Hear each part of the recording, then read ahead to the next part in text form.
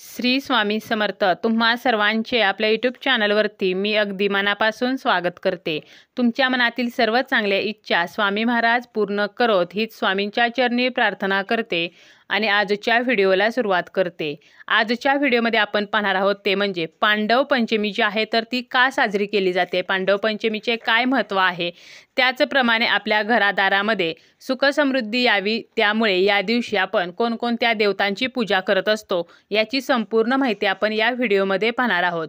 त्याचप्रमाणे ज्यांना कोणाला लक्ष्मीपूजन जे आहे तर ते करणे जमले नाही, काही कारणाने लक्ष्मीपूजनाच्या दिवशी जर लक्ष्मीपूजन करता आले नसेल तर पांडव पंचमीच्या दिवशी आपण हे लक्ष्मीपूजन जे आहे तर ते करायचे असते. धनत्रयोदशीपासून सुरू झालेल्या दिवाळीचा शेवटचा दिवस म्हणजे पांडव पंचमीचा दिवस. यावर्षी 6 नोव्हेंबर 2024ला पांडव पंचमी आहे.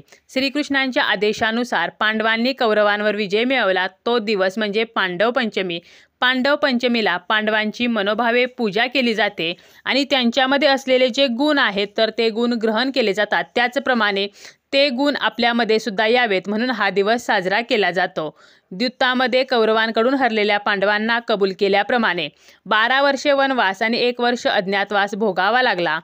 कार्तिक शुक्ल पंचमीला पांडव अज्ञातवासातून प्रकट झाले. ज्याप्रमाणे आपण ऋषी पंचमी साजरी करतो तर त्याचप्रमाणे पांडव पंचमी सुद्धा साजरी केली जाते. पांडवांसारखे पुत्र आपल्या घरामध्ये जन्माला यावेत आणि पांडवांचे गुण, शौर्य, वीरता आणि हार न मानण्याची शक्ती आपल्यासुद्धा अपत्यामध्ये यावी यासाठी पांडवांची पूजा करून भक्तिभावाने हा दिवस जो आहे तर तो साजरा केला जातो. त्याचप्रमाणे या दिवशी कृष्णांचा नामजप केला जातो. या दिवशी गायीच्या शेणापासून पांडव सिद्ध करतात आणि त्यांची पूजा करतात. पंचमीला वातावरणात ईश्वराकडून येणाऱ्या पांडवांच्या आदर्श तत्वे जी आहेत ती आणि जे गुण आहेत तर ते अधिक प्रमाणामध्ये असतात. गायीच्या शेणामध्ये मोठ्या प्रमाणामध्ये ते आकर्षित होतात आणि म्हणूनच गायीच्या शेणाचा वापर जो आहे तर तो या दिवशी केला जातो. त्याचप्रमाणे व्यावसायिकांसाठी सुद्धा हा दिवस अत्यंत शुभ आणि महत्त्वाचा मानला जातो.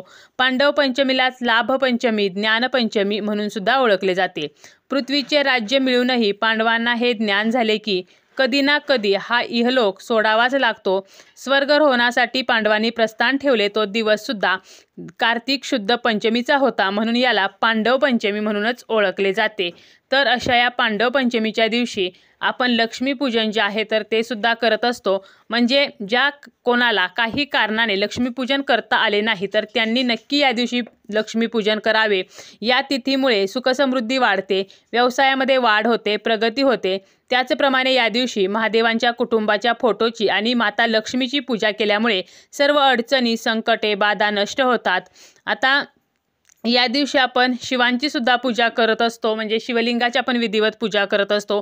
शिवलिंगावरती आपण काही वस्तू जसं की बेलपत्र अर्पण करणे, पांढरी फुले अर्पण करणे, तर या वस्तूसुद्धा या दिवशी अर्पण जर केल्या तर आपल्याला शिवांचे सुद्धा आशीर्वाद प्राप्त होत असतात. त्याचप्रमाणे या दिवशी केलेल्या पूजेमुळे आपली प्रगती जी आहे तर ती होत असते. आपले सौभाग्य, ऐश्वर्य जे आहे तर यामध्ये वाढ होते. व्यापारी वर्ग या दिवशी नवीन वह्यांचे उद्घाटन करतात. म्हणजे बघा, लक्ष्मीपूजनाचा जो दिवस आहे तर व्यापारी वर्गासाठी हा दिवस अत्यंत खास मानला जातो. परंतु काही कारणाने आपल्याला जर या दिवशी काही गोष्टी करता आल्या नाहीत तर आपण या पांडव पंचमीच्या दिवशी त्या गोष्टी ज्या आहेत तर त्या करू शकतो.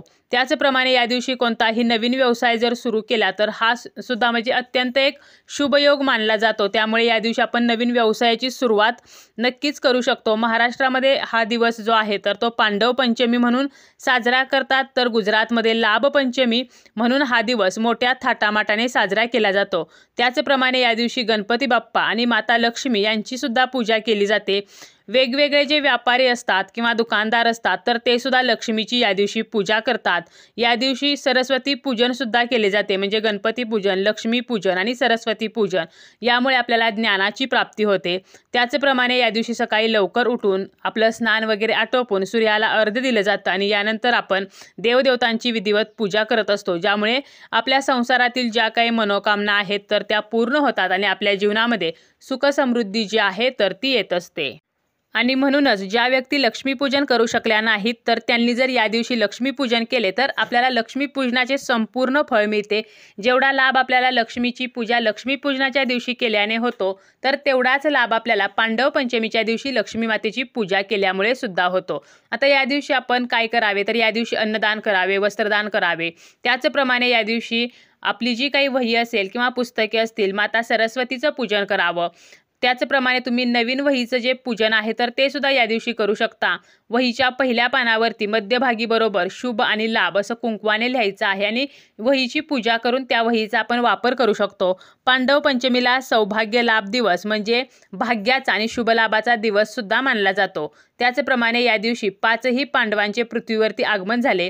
माता कुंतीने याच दिवशी म्हणजे कार्तिक शुक्ल पंचमीला सर्वप्रथम धर्मराज युधिष्ठिराचे आवाहन केले. त्यानंतर पुढच्या वर्षी याच तिथीला वायुदेव, त्यानंतर इंद्रदेव, त्यानंतर अश्विन कुमाराचे आवाहन करून युधिष्ठिर ते नकुल सहदेवपर्यंत 5ही पांडवांचे आवाहन याच दिवशी झाले.